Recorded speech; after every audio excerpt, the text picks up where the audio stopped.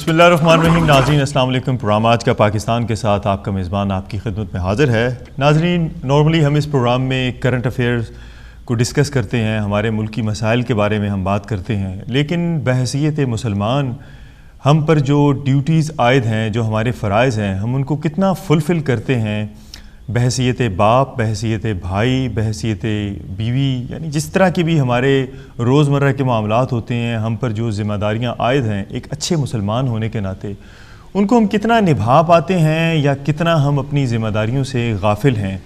अल्लाह ताला का ये बाबरकत महीना जिसका नाम रमज़ानुल मुबारक है, साल के में एक दफ़ा ये हमें नसीब होता है।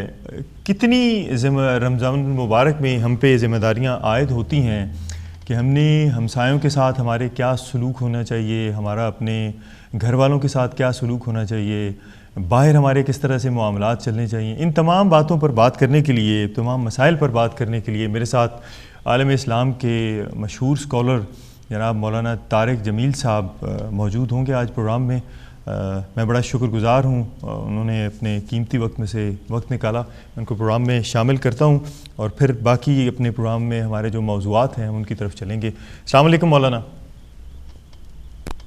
जी वालेकुम रहमतुल्लाहि व बरकातुहू। मौलाना, वंस अगेन मैं आपका बड़ा शुक्रगुज़ार हूँ कि अपने बड़े कीमती वक्त में से वक्त निकाला। ज़रा फरमाइएगा थोड़ी सी, अगर हम यानी आपकी शख्सियत इस तरह की है कि बहुत सारे लोग, अगर हम शोबिज़ में बात करें पाकिस्तान के और बड़े बड़े महकमों में, इदारों के लोग आपकी वजह से, अल्लाह ताला ने आपको एक वो वसीला बनाया, आपकी वजह से बिल्कुल वो इस दीन की राह पर चले। तो ज़रा अपने बारे में, आपके बारे में भी लोग जानना चाहेंगे कि मौलाना तारिक जमील क्या हमेशा से इसी तरह थे?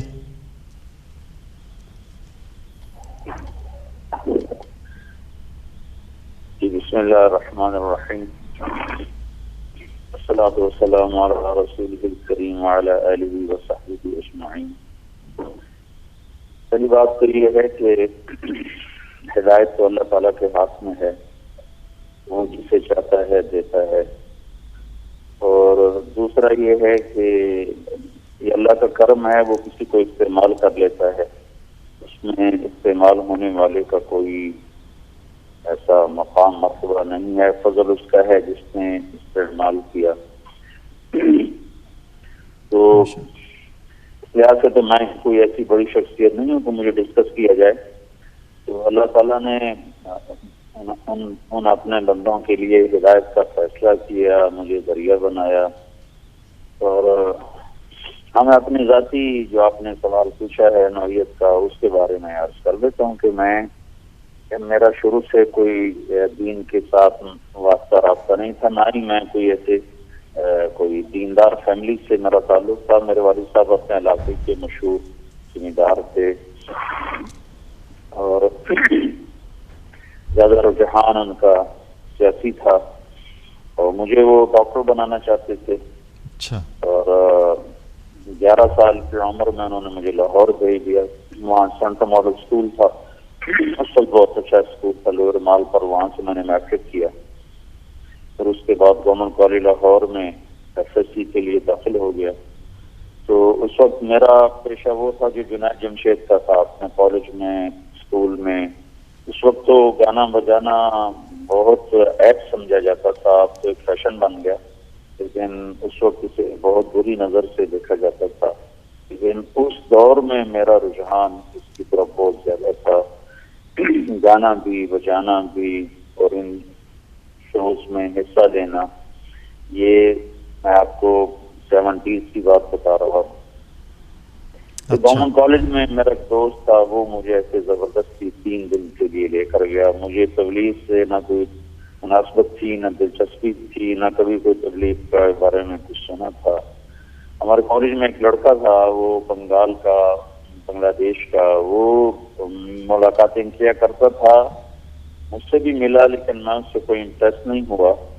लेकिन मेरा एक और दोस्त था, हम सेंट्रल मॉडल स्कूल से इकट्ठे चले आ रहे थे, वो उनसे इम्प्रेस हुआ और मुझे नहीं पता चला और वो 3 दिन के लिए तैयार हो गया। वो फिर मुझे जबरदस्ती ले गया, मुझे बताए भी नहीं कहाँ जाना है, किधर जाना है, क्या काम है। मैं جمعہ کے دن اپنے کمرے میں سویا ہوا تھا تو اس نے آ کے مجھے اٹھایا کہ ضروری کام ہے میرے ساتھ چل.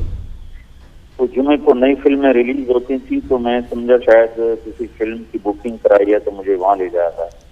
تو اس لحاظ سے میں نے پوچھا میں کپڑے چینج کر دوں تو اس نے کہا نہیں ایسے ہی چل.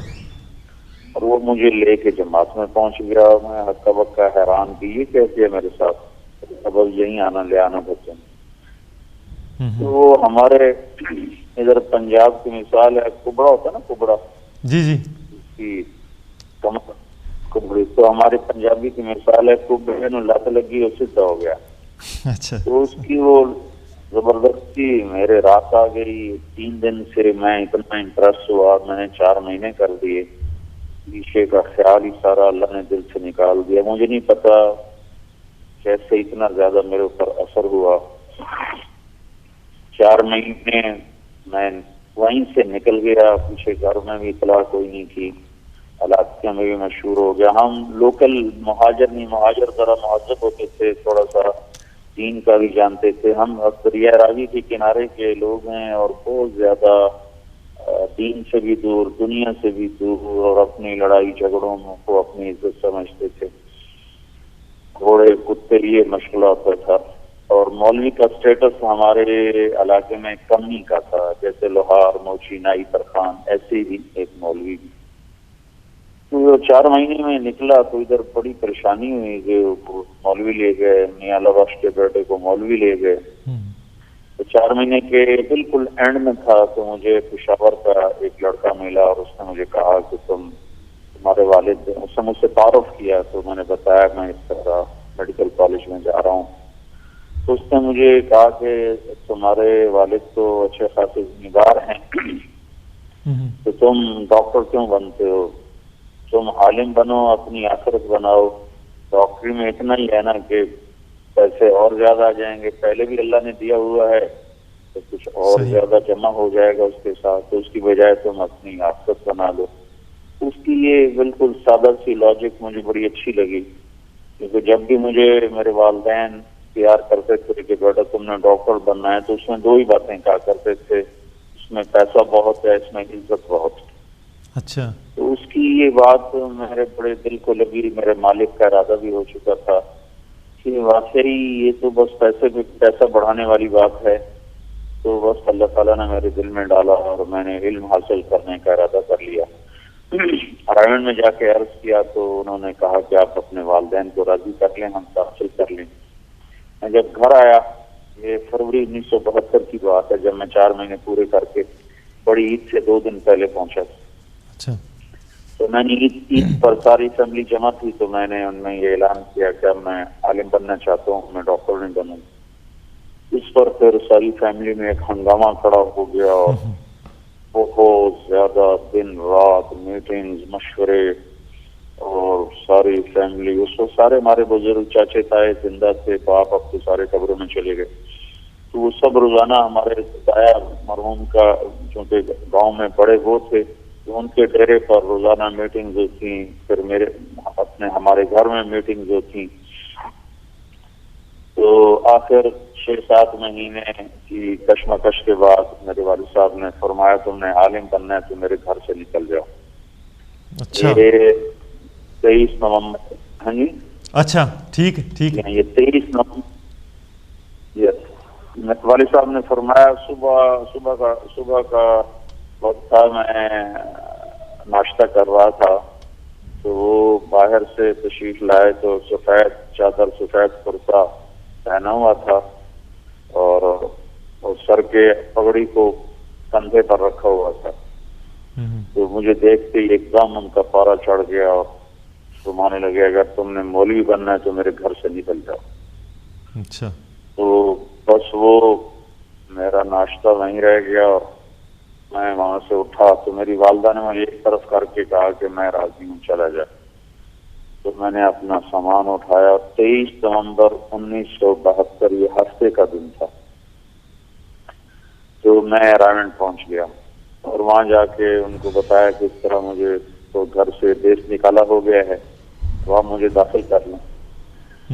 تو پھر وہاں کے اساتذہ نے مشورہ کیا کہ یہ بچہ ہے نوجوان ہے اور پیچھے گھر والوں نے نکال دیا ہے اور اب یہ کالج میں نہیں جانا چاہتا تو غائب ہو جائے گا.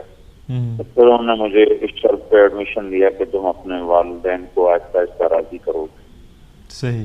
26 نومبر 1972 منگل کے دن میں اللہ کے فضل سے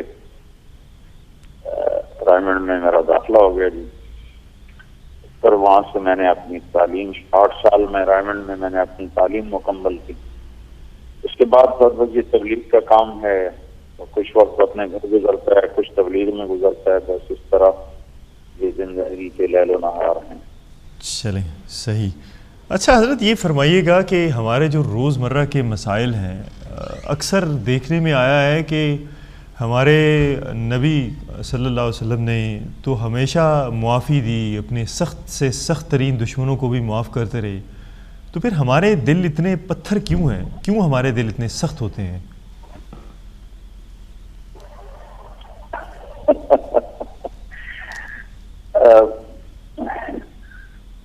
نافرمانی سے دلوں پر کلا بران علی قلوبہم ما کانوا یکسبون. اللہ تعالیٰ دل کے سخت ہونے کا سبب بتا رہا. یہ نافرمانی کی وجہ سے, دن رات گناہوں کی وجہ سے دلوں پر ایک سختی آ جاتی, ایک میل چڑھ جاتی جس سے دل سخت ہو جاتا ہے. اس کی وجہ سے پھر ہر معاملے میں ہی وہ سختی چلتی, صرف معافی تلافی میں نہیں, ہر معاملے میں سختی چلتی. آپ دیکھیں خامند کا بیوی کے ساتھ کیا بیہیویئر ہے, بیوی کا خامند کے ساتھ کیا بیہیویئر ہے, اولاد ماں باپ کے ساتھ, ماں باپ اولاد کے ساتھ, ہر جگہ وہ دل کی سختی کام کر رہی ہے. اور معاف کرنا تو بہت بڑے ظرف کی چیز ہے. اللہ کے نبی کی سیرت میں یہ اتنی نمایاں صفت نظر آ رہی ہے کہ بیٹی کے قاتل کو معاف کر رہے ہیں, چچا کے قاتل کو معاف کر رہے ہیں. جس میں خود آپ ایک بدو نے تلوار آپ پر اٹھائی اور آپ تمہیں کون بچائے گا کہ میرا اللہ بچائے گا. تلوار اس کے ہاتھ سے گری, آپ نے اٹھا لی, آپ ہی بچاؤ گے. آپ نے فرمایا کلمہ پڑھتے ہوتا نہیں پڑھتا, اچھا جاؤ معاف کیا. تو یہ جو آپ کی زندگی ساری بھری پڑی ہے درگزر معاف کرنے سے. اللہ تعالیٰ کے نبی نے فرمایا کہ 3 باتوں پہ میں قسم کھاتا ہوں. ثلاث اقسم علیہن, 3 باتوں پر میں قسم کھاتا ہوں. ما نقص مال امرئ من صدقۃ, اللہ کے نام پر خرچ کرنے والے کا مال کبھی نہیں گھٹے گا, میں قسم کھاتا ہوں. سبحان اللہ. کوئی آپ ضمانت دے دیں کہ میری ضمانت ہے. ما ظلم عبد مظلمۃ فاعف عنها الا زادہ اللہ عزا, جس پر زیادتی ہوئی اور اس نے معاف کر دیا تو میں قسم کھاتا ہوں اللہ اس سے عزت دے کے رہے گا, عزت بڑھا کے رہے گا. عزت گھٹے تو گویا میں ضامن.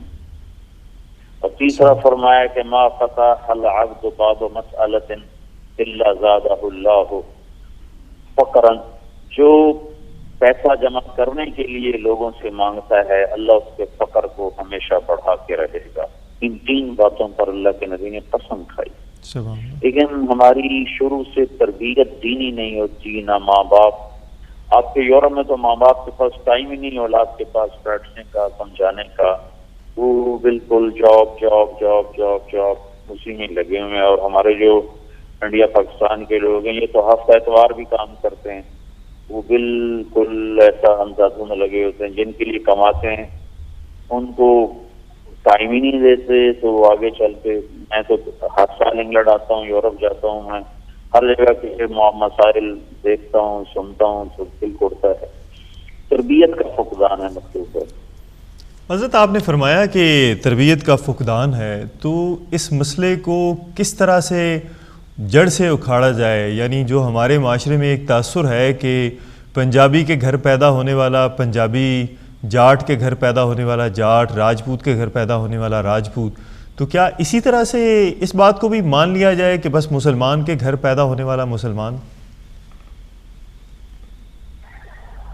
تو بھائی دین کوئی ذات تو ہے نہیں, یہ تو ایک صفت ہے. ڈاکٹر کے گھر میں پیدا ہونے والا ڈاکٹر نہیں بن سکتا جب تک وہ باپ والی محنت نہ کرے. سائنسدان کے گھر میں پیدا ہونے والا سائنسدان نہیں بن سکتا جب تک وہ باپ والی محنت نہ کرے.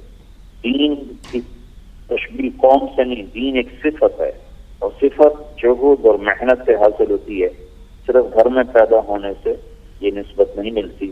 الحمدللہ اللہ نے ہمیں مسلمان بنایا، پیدائشی طور پر ہم ایمان والے ہیں، لیکن جو ایمان والوں کی صفات ہیں وہ سیکھنے کے لیے پورا قرآن پڑھا ہے اور میرے نبی کی احادیث کا، لاکھوں احادیث کا ذخیرہ پڑا ہوا ہے۔